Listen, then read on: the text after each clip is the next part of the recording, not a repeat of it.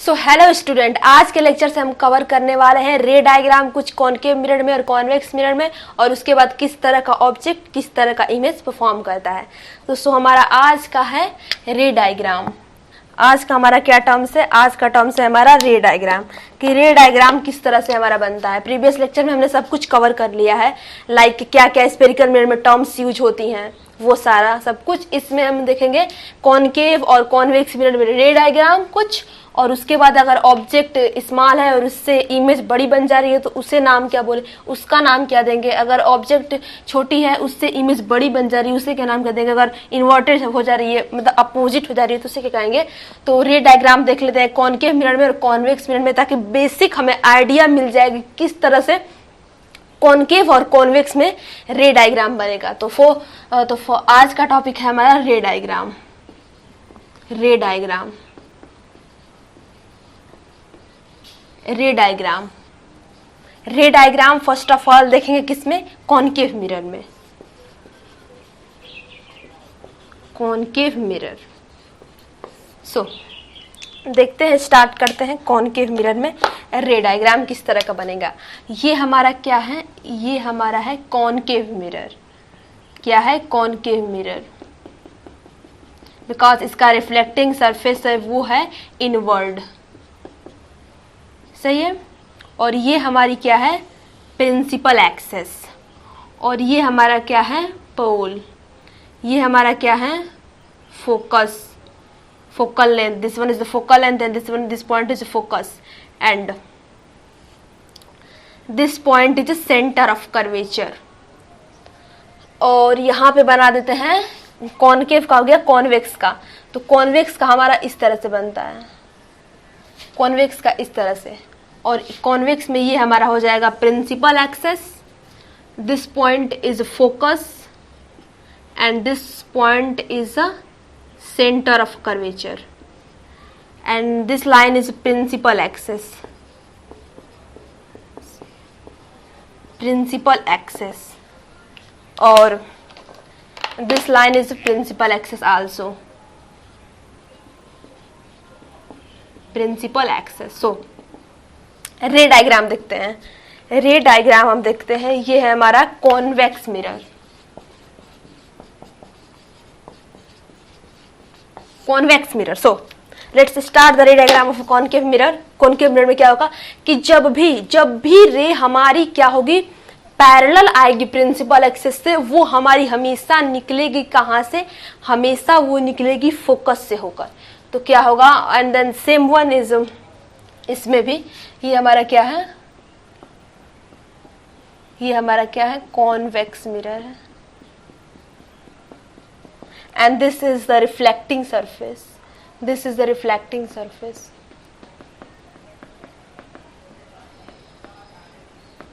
Reflecting surface, and this is the, ये भी reflecting surface है। तो जब भी पैरेलल रे, जब भी लाइट रे या फिर जब भी रे हमारी पैरेलल आएगी किसके? प्रिंसिपल एक्सेस की, वो हमेशा निकलेगी फोकस से होकर। तो जब भी पैरेलल आएगी रेस कोई भी, वो हमेशा निकलेगी प्रिंसिपल फोकस से। इसमें भी जब भी आएगी हमारी रे पैरेलल, तो ये हमेशा डाइवर्ज होकर आएगी प्रिंसिपल फोकस पर। और एक और टर्म देते हैं, और इसकी हमेशा जो नॉर्मल है, ये जो नॉर्मल है, ये जो नॉर्मल इसका जो होता है, इसका परपेंडिकुलर, वो जाएगा सेंटर ऑफ कर्वेचर पे। तो इसका हमेशा जो नॉर्मल है वो सेंटर ऑफ कर्वेचर पे जाएगा।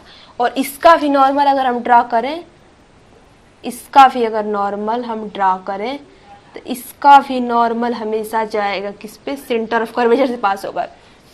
और अगर हम पोल पे प्रिंसिपल एक्सिस पे रे आए, अगर हमारी क्या हो, प्रिंसिपल एक्सिस पर रे आए आने वाली, तो जाएगी भी इसी से।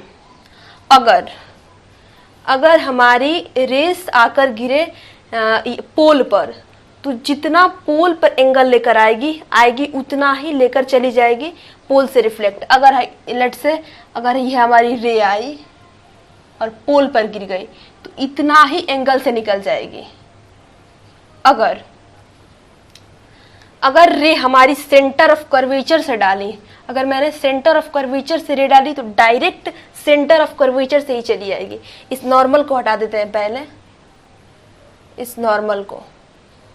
अगर मैंने रे को इंसिडेंस रे है वो सेंटर ऑफ कर्वेचर से गई, तो ये जो जाने वाली रे है यही इसी रे पर डायरेक्ट रिफ्लेक्शन भी होगा। अगर सेंटर ऑफ कर्वेचर से मैंने इंसिडेंस रे भेजी तो जाकर स्ट्राइक करेगी रिफ्लेक्टिंग सरफेस पे, सेंटर ऑफ कर्वेचर से पास होते हुए डायरेक्ट रिटर्न कर जाएगी उसी सेंटर ऑफ कर्वेचर से। रिफ्लेक्शन का एंगल और इंसिडेंस रे का एंगल और रिफ्लेक्शन का एंगल इक्वल हो जाएगा, जीरो हो जाएगा, परपेंडिकुलर बिकॉज है तो जाएगी इससे तो निकल जाएगी VC से। अगर फिर मैंने ये क्या किया, अगर फिर मैंने कुछ इस तरह से रे डाली तो ये भी आएगी इसी से और चली भी जाएगी इसी से, और इसका जो बन जाएगा इमेज वो बन जाएगा सेंटर ऑफ कर्वेचर पर। तो आई होप आपको रे डायग्राम समझ में आ गया होगा। कि अगर रे डायग्राम समझ में आ गया होगा, इसे फिर वापस एक बार मैं रिकैप कर देती हूँ। इसे हटाकर जैसा कॉनकेव मिरर में होगा वैसा ही सिमिलर, एकदम सिमिलर कॉन्वेक्स मिरर में भी होगा, बस इसमें रियल बन जाएगी, इसमें इनवर्ट के तरफ एक्चुअल में बन जाएगी, और इसमें हमें डाइवर्ज करके ले जाना पड़ेगा फोकस पर या फिर इन्फिनिटी पर या फिर सेंटर ऑफ कर्वेचर पे। तो इसमें देख लेते हैं फिर एक दोबारा से रिकैप की तरफ। तो ये हमारी प्रिंसिपल एक्सेस हो गई, ये हमारी क्या हो गई, प्रिंसिपल एक्सेस हो गई, और ये हमारा क्या हो गया, सेंटर ऑफ कर्वेचर हो गया, और ये हमारा फोकस हो गया। जब भी हम पैरेलल भेजे लाइट रे को वो हमेशा निकली फोकस से, जब भी सेंटर ऑफ कर्वेचर से मैंने पास की लाइट वो हमेशा जाएगी भी इसी पाथ से, आएगी भी इसी पाथ से। अगर मैंने इक्वली डाला पोल पर, अगर मैं क्या कि अगर मैं इक्वली एंगल पे डाली पोल पे, तो पोल से डायरेक्ट जितना एंगल पे आएगी इंसिडेंस रे उतना एंगल पर ही रिफ्लेक्शन परफॉर्म कर देगी।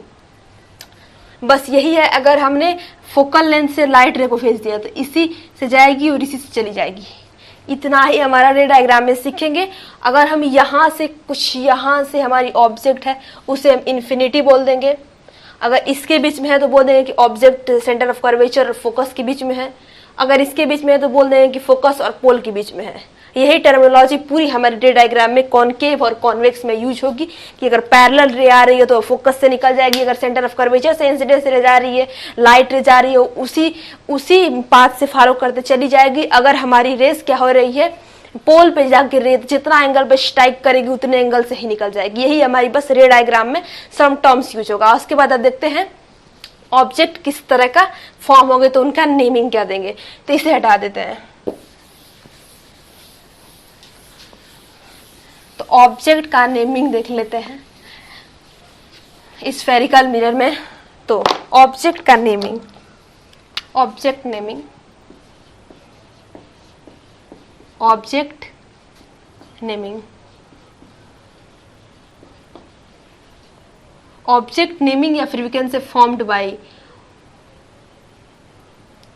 ऑब्जेक्ट का नेमिंग ही नेमिंग उसका नेमिंग क्या होगा। अगर इमेज पर कोई भी मिरर पर मिरर से उसका इमेज परफॉर्म हो रही है तो फर्स्ट है हमारा फर्स्ट वन है हमारा कुछ इस तरीके का। ये हमारा है प्रिंसिपल एक्सेस,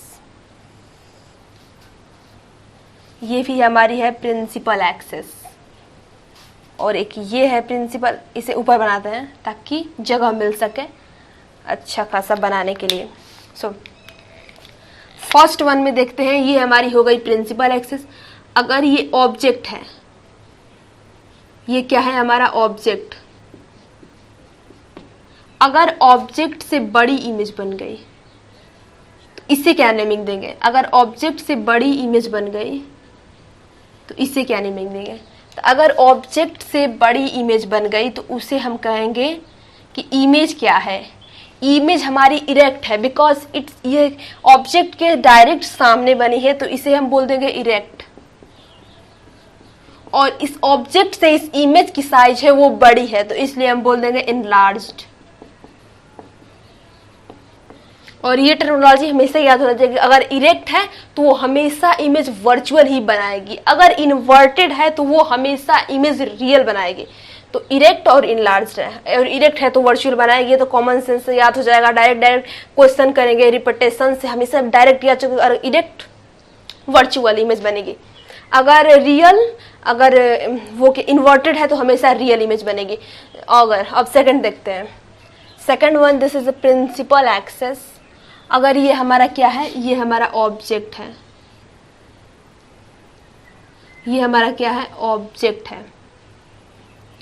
अगर ऑब्जेक्ट से छोटी इमेज बन गई, ये हमारा क्या है, ऑब्जेक्ट है, और ये हमारा क्या बन गई, इमेज, तो इसे क्या बोलेंगे, तो इसे हम बोलेंगे बिकॉज इरेक्ट है तो इसे हम इरेक्ट ही बोल देंगे। और ये ऑब्जेक्ट से इमेज की साइज छोटी है तो इसे बोल देंगे डिमिनिस्ड, डिमिनिस्ड। और थर्ड वन देखते हैं, principal axes and this is the object, और ये हमारी क्या बन गई, इसकी इमेज बन गई। दिस इज द ऑब्जेक्ट और this one is the image.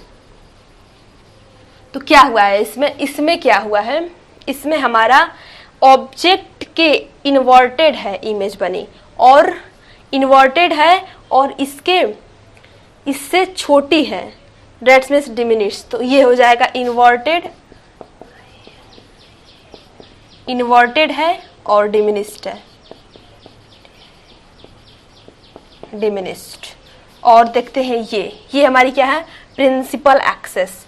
इस पे क्या है, ये हमारी ऑब्जेक्ट है, और ये हमारी क्या बन गई, इसकी इमेज बन गई। ये हमारा क्या हो गया, ऑब्जेक्ट, और ये क्या हमारा हो गया, इमेज। इसमें क्या हो गया, इसमें हमारी जो ऑब्जेक्ट है, ऑब्जेक्ट से इन्वर्टेड बनी है इमेज और इससे बड़ी बनी है, that's mean inverted and enlarged. तो ये हो जाएगा इन्वर्टेड, इसका हो जाएगा इन्वर्टेड एंड इनलार्ज्ड।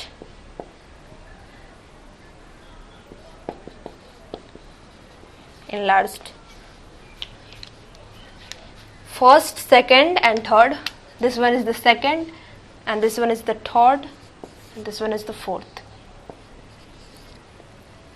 और ये इरेक्ट बनेगी, इनलार्ज बनेगी, और जब भी इरेक्ट इमेज बनेगी वो हमेशा वर्चुअल रहेगी, स्क्रीन पे नहीं ले सकते।